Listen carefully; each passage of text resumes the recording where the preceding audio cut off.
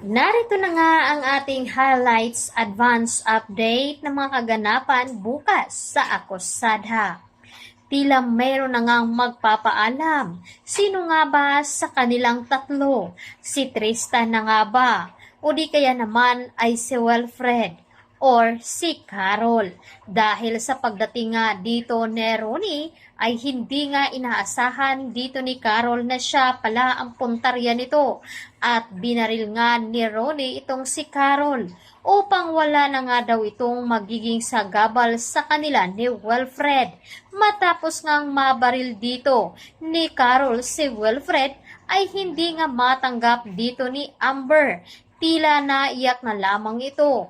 Ngunit agad din naman na ipinapaliwanag dito ni Tiago kay Amber na ginawa lamang nila ito upang mapaniwala itong si Dennis.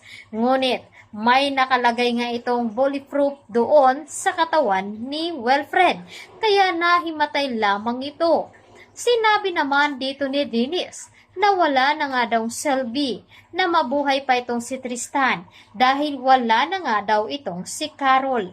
Matapos nga makita ni Dennis na binaril ni Ronnie si Carol, ay galit na galit nga ito.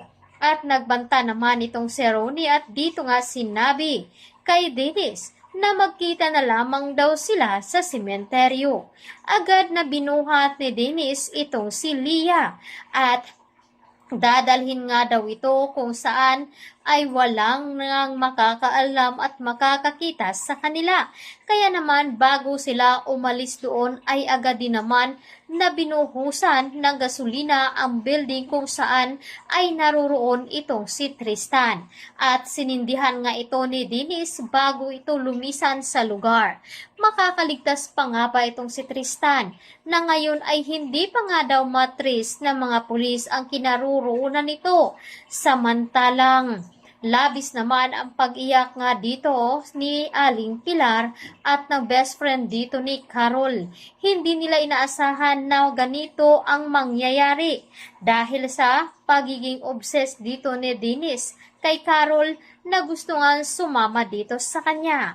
Ngunit mas gustuhin nga daw dito ni Carol ang mawala kaysa makasama ang isang baliw na Dennis. Ngunit walang kamalay-malay itong si Leah na masamang tao nga ang tito Dennis niya at pinatulog nga ito upang hindi nga daw makita ni Leah ang gagawin ni Dennis dito kay Tristan.